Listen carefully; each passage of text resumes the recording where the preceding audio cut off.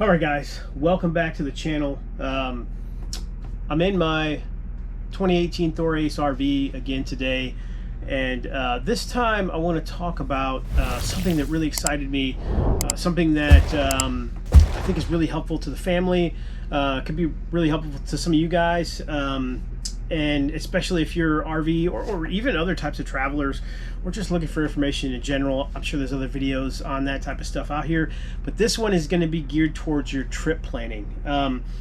If you're an RVer like me, family, you probably follow some of the groups online on Facebook. One of the big ones is the RV Bunch.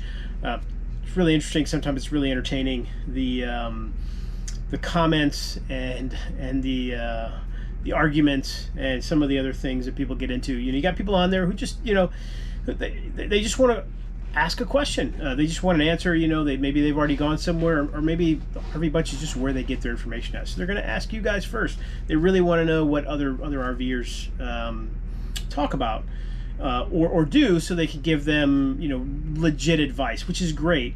But then you've just got a lot of people who just jump right in, and not just that page, but just want to jump in and provide their opinions and do a lot of other things. And sometimes it's not helpful, or sometimes it's wrong. A lot of times it's great information.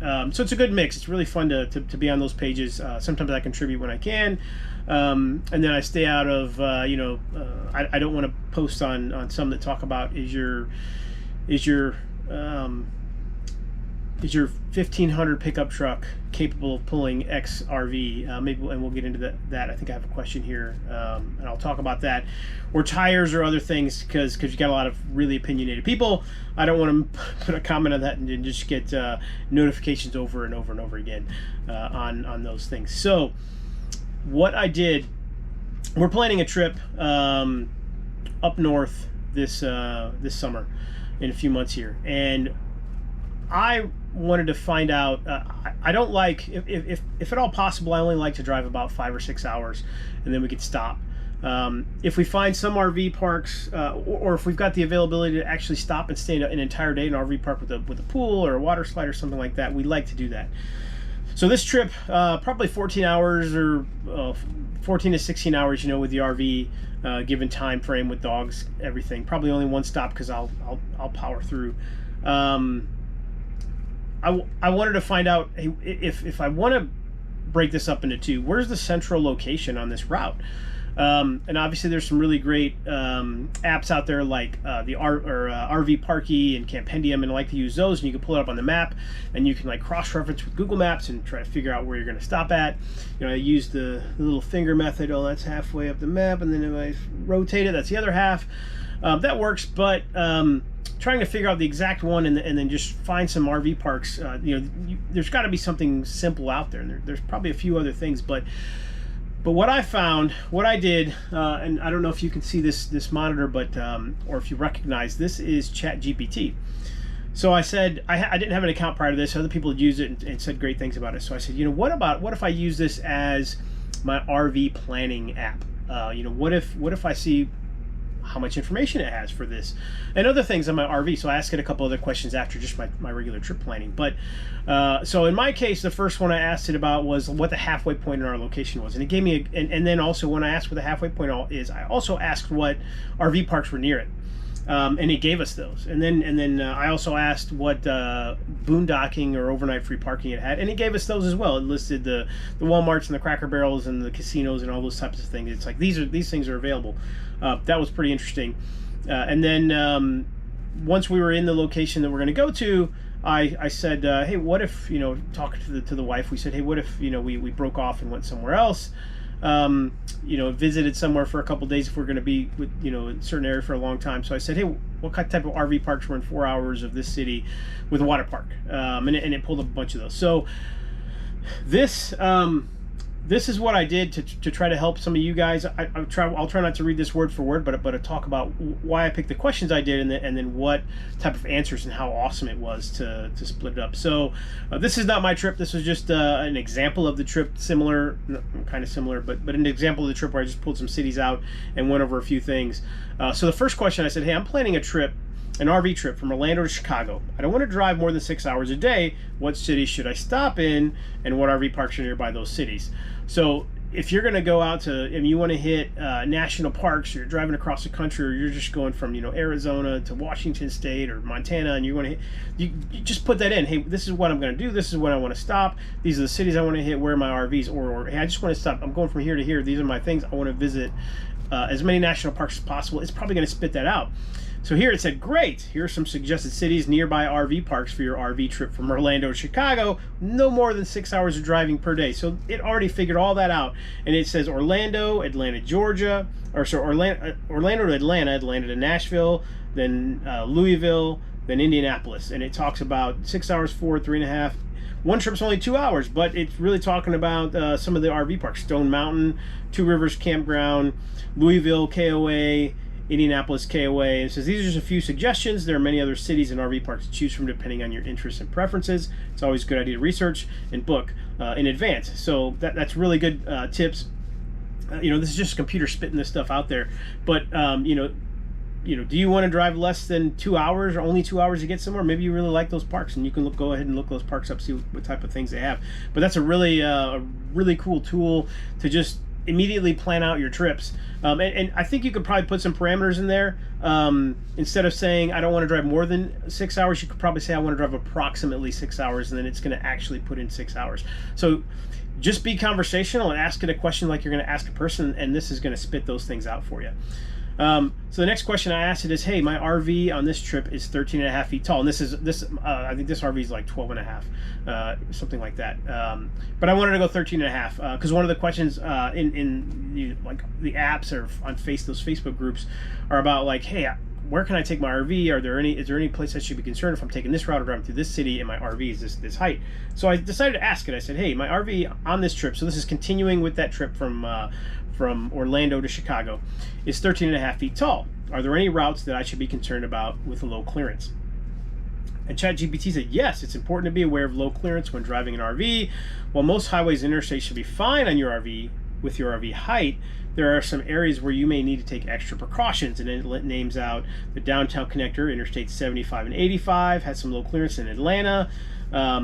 Talks about a bridge, Lexington, Kentucky, Man-O-War Boulevard is 13.6, which is very close to your RV's height. Chicago, Illinois, there are a few clearance bridges in the Chicago area, including the Lakeshore Drive Bridge over the Chicago River, 13 feet 6 inch, and the Randolph Street Bridge, 13.6, which is really close to that height. So it kind of continues on. It says to avoid low clearance areas, you can use RV-specific GPS navigation systems, which a lot of people talk about, or consult with state transportation departments for information on height restrictions. So it's got some really good information here, and that's really interesting. I wish we had this years ago. I worked in Kansas City. We did recruiting across the Midwest, and we had a semi-truck with marketing tools in the background, and our driver, who didn't pay attention one time, drove it to Chicago. I think they were going to Chicago Auto Show, went under one of those bridges and ripped both of I think 3 air conditioners off the top of the tractor trailer back that had a Hummer in it and some other stuff for recruiting, military recruiting. So yeah, something like this can be really important. You've all seen those videos of the bridges. It's called the can openers. But this will tell you all the things you need to know. Just all you have to do is ask it. So if there's a specific route, you put in the specific route. Ask it just like I said, just like you're asking a question, and it's going to do it. So continue on with that trip. I said, hey, I also need recommendations for campgrounds outside Fort Worth. Actually, I think this is off of that, but I threw in another question. Said, hey, I also need recommendations for campgrounds outside Fort Worth for a 36-foot RV. This RV I'm in right now is only 30 feet long, but this is just a question because you got the bigger RVs that don't fit in national parks and certain things you're going to want to know. And they ChatGPT immediately came up with, said, hey, sure, here are some recommended campgrounds outside of Fort Worth, Texas that can accommodate a 36-foot RV. North Lake Village RV Park, Sandy Lake RV Resort, and this talks about 195 full hookup sites, 30-50 amp service, swimming pool, laundry facility. So it really gives all of the amenities that those have. Cowtown RV Park, Texas RV Ranch, Vineyard Campground, and cabins. So it really talks about, still talking about how many sites it has, how much the service. This one has a pool, hot tub, fishing pond, and on-site restaurant. So those are things you can even ask it and say, hey, just looking for an RV park with an on-site restaurant that's going to take you there. That'd be really cool. So it says, hey, it's always a good idea to check campgrounds ahead of time, confirm they can accommodate your size, and then make reservations in advance, which you always want to do is making a reservation. So I continued on some of this this questioning.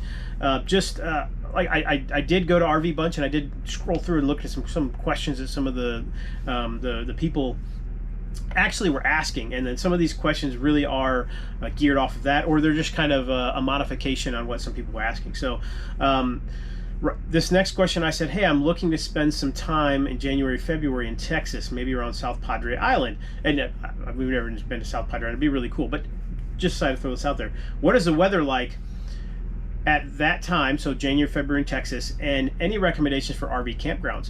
So I think this was actually a question that came right from a Facebook page, and they're asking about weather, and I know somebody got on their high horse and said some funny stuff, just really made the person asking the question mad. But I said, hey, what about ChatGPT?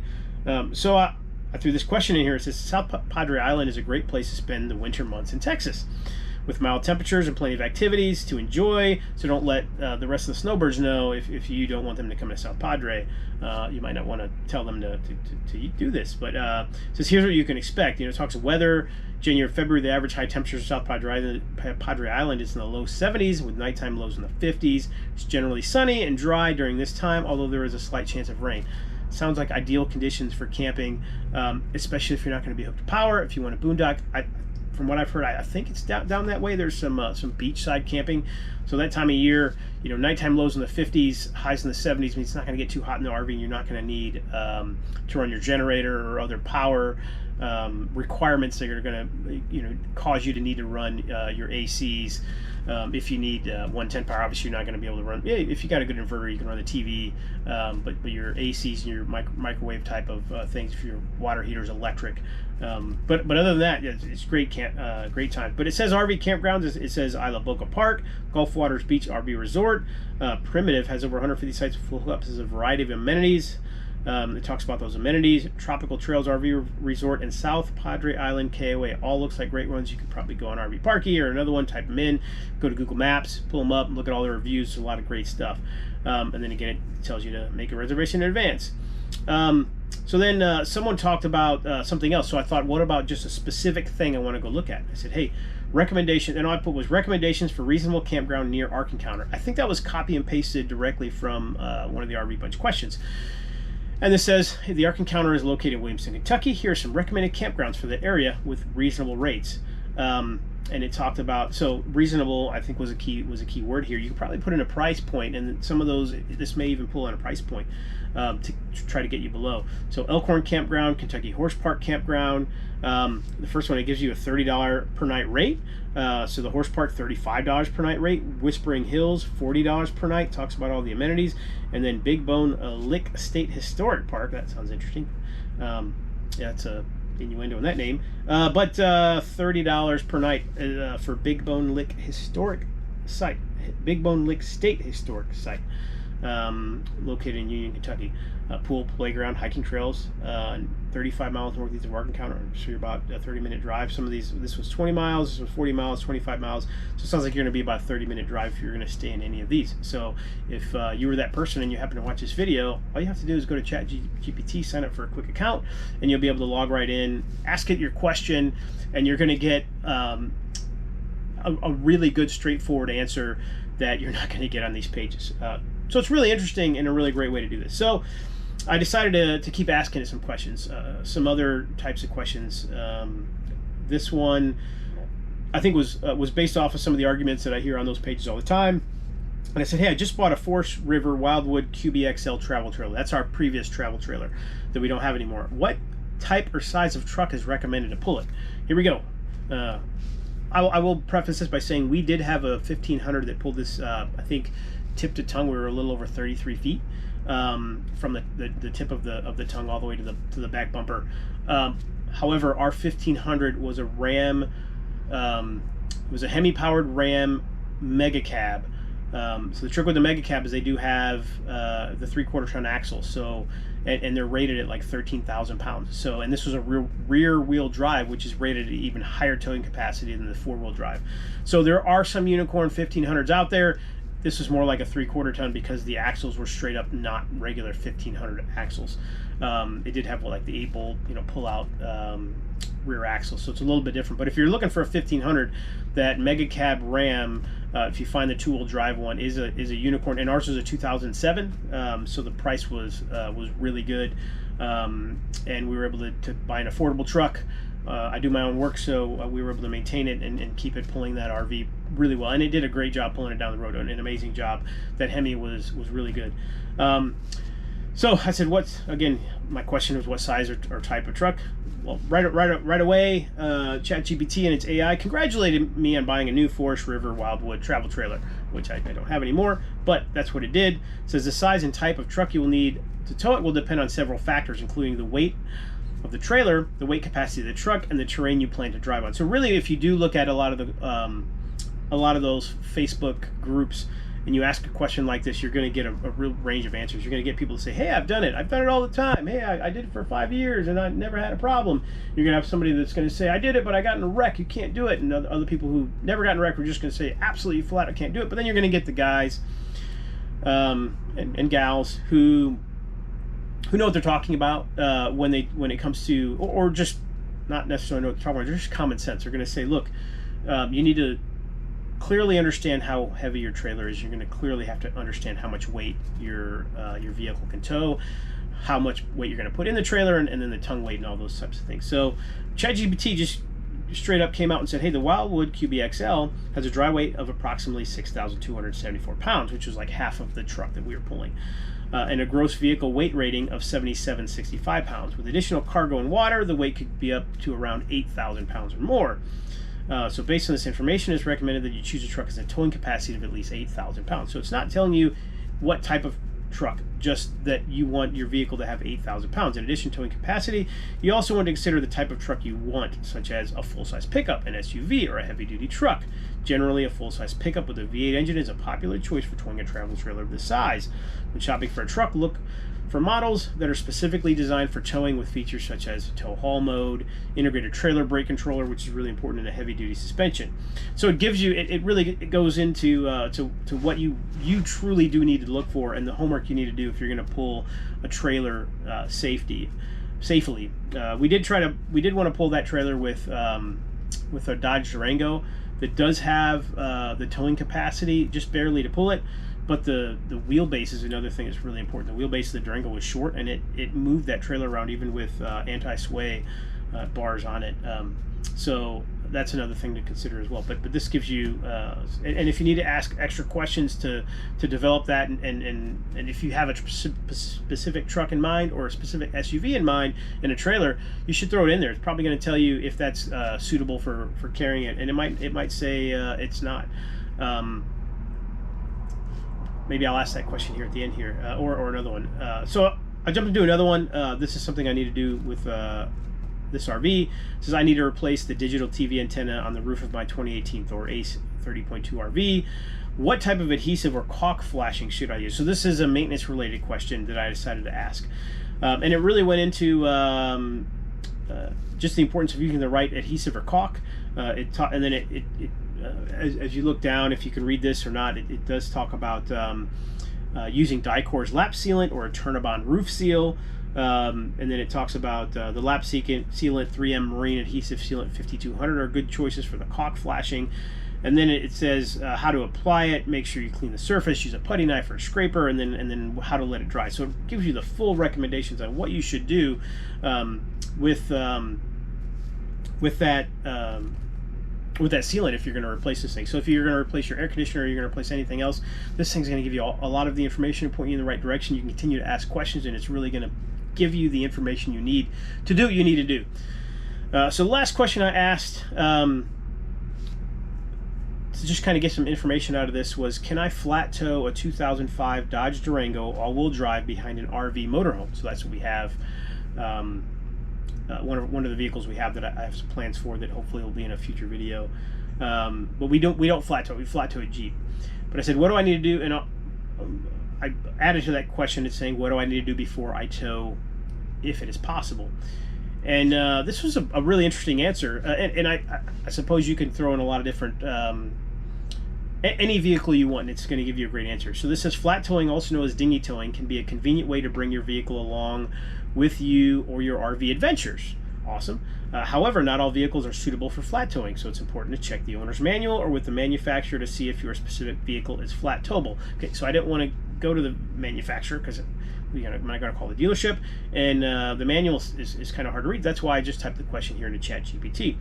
So ChatGPT says, in the case of the 2005 Dodge Durango all-wheel drive, it is not recommended for flat towing.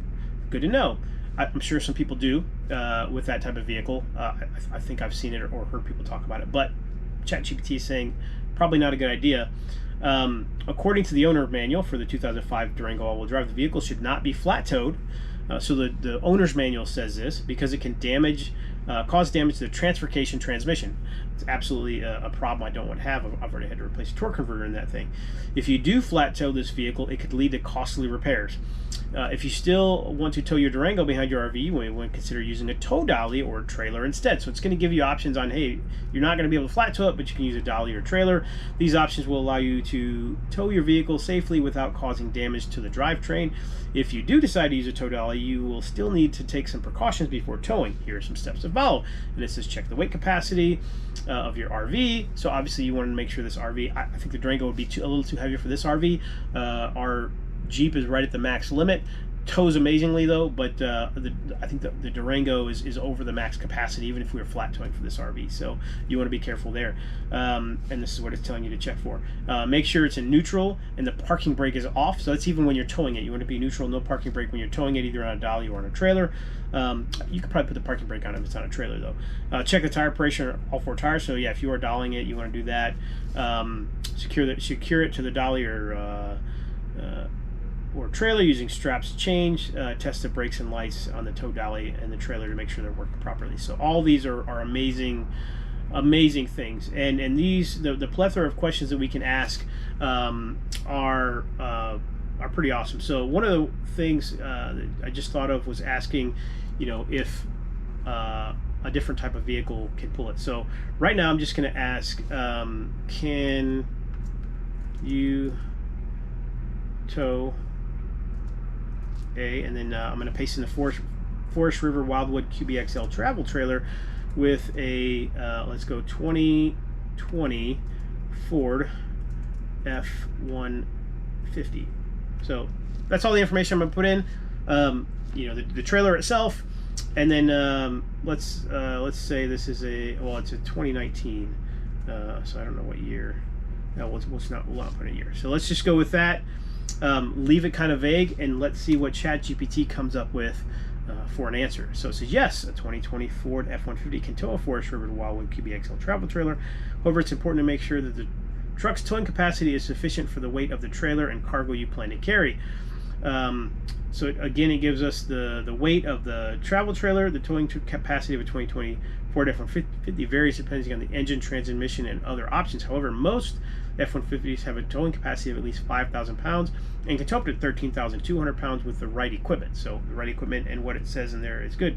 So before towing with the Wildwood with your 150, you should consult the vehicle's owner manual to determine the specific towing capacity. So again, it's pointing you to the owner manual, telling you to do your research and make sure you're pulling the vehicle right. So again, this is an amazing tool that tells you some great things. So if I ask if I can tow the same trailer with a let's go with a 2020 GMC Yukon. How about Y-O-U-K-O-N, Yukon?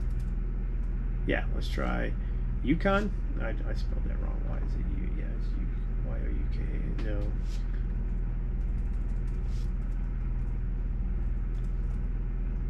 Yeah, I'm sure. I don't know why I can't spell Yukon right now, but I'll try it. I do see SUVs, some of the smaller SUVs towing them RVs all the time, and it just seems like they're squatted, not safe. Let's see what ChatGPT says. It says yes, it can. It's important to make sure, and again, it just talks about towing capacity, and then it says a 2020 GMC Yukon varies, but it can tow up to 8,400 pounds with the right equipment. So you're in the ballpark of actually being able to tow it. So this is really interesting. It's going to give you the lowdown of what you need to do, and how you need to tow and how you need to do these things. And again, like I said, it's got some really amazing information. I was looking up water parks and RVs with water parks in them, and water slides. We like to go to some of the KOAs and the Jellystone parks that have the water slides, so we're saving money and we're kind of getting the full experience. And you just ask this, what city you're heading to, and if there's one nearby, or if there's something within 4 hours or 6 hours of you, or camping directly on the beach. I already know the answer, but you could really type in things like, is there direct beach camping within 50 miles? Let's see, so I'm going to ask it, is there direct or is there beach camping for RVs? So is there beach, B-E-A-C-H, maybe I should spell it right. So is there beach camping for RVs within 25 miles of, let's see, Pensacola, Cocoa Beach, Florida. Sure, let's try that. Yes, there's several beach camping options for RVs within 25 miles of Cocoa Beach. Jetty Park Campground, which we stayed at last year. Really cool, not necessarily on the beach, but yeah, this one's going to give you a whole bunch of different parks. It just gave me 4 different parks that it considers beach camping. So that's awesome. So if you want to camp on the beach, or you're looking for amenities, or you're planning, or the route planning is awesome. You're looking for a city, a specific city you're trying to travel to, or you're looking for an RV park there, this is going to spit out the information that you need. So this tool is now our RV planning tool. Like I said, we looked up for our trip up north. We said, hey, what's the halfway point between here and there? So it's about a 7 to 8 hour drive. It gave us that spot. We said, are there any free RV spots or parking, overnight parking? It gave us all those spots, all those locations. I typed in, if I was only going to travel like 6 hours, it gave us that as well. A couple of spots we could stop. Just great information for the trip. Information on the RV sites we want to stay at, the locations there, what the amenities are, and when we want to make a trip to the coast in the south, maybe in the fall, or we want to go out west in a couple years, next year or so, and just see everything that's out there.